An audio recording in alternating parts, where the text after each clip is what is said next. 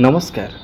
हाँ आज्ञा, आपण नाइजर भुवनेश्वर एवं सीबीएस मुंबई रे 5 इयर्स एमएससी प्रोग्राम रे एडमिशन नेबा पई चाहछन्ती कि ताहले 22 जून 2025 रे हेबाकु थिबा नेशनल एंट्रांस स्क्रीनिंग टेस्ट बा नेस्ट 2025 प्रवेशिका परीक्षार ऑनलाइन फॉर्म फिलअप आजिठु अर्थात 17 फेब्रुआरी 2025 आरंभ हो जाइछि।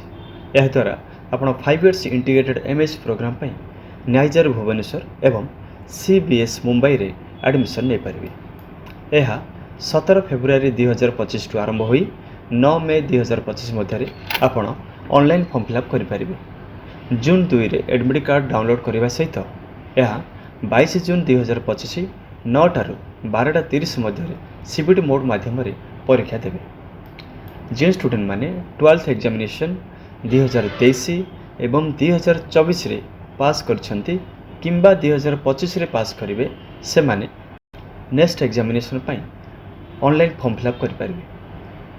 यही परीक्षा देवाई +2 एग्जाम रे एससी एसटी पीडब्ल्यू मानक पाई 55% एवं अदर कैटेगरी पाई 60% थिबा सहित physics chemistry bio and mathematics subject थिबा आवश्यक। यह अप्लाई करबा पाई फीमेल कैंडिडेट मानक पाई 700 टंका, एससी एसटी पीडब्ल्यू कैंडिडेट पाई 700 टंका एवं मेल जनरल ओबीसी कैंडिडेट पाई 1400 टंका ऑनलाइन द्वारा पेमेंट करें।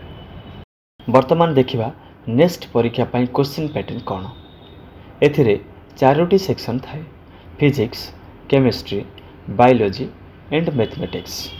गोटे गोटे सेक्शन रे 20 एमसीक्यू क्वेश्चन रही। गोटे क्वेश्चन करेक्ट हेले 3 मार्क पाइबे एवं भूल हेले जहाँ मार्क थिबो सेथरो 1 मार्क माइनस हेबो।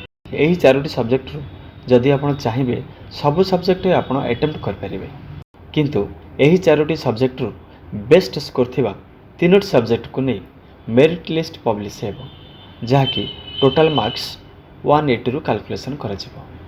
स्टूडेंट्स एभली गुरुत्वपूर्ण इनफॉरमेशन पाइबा पई आम channel hello NEET aspirant channel को शेयर एवं सब्सक्राइब करंतु। रोज नमस्कार।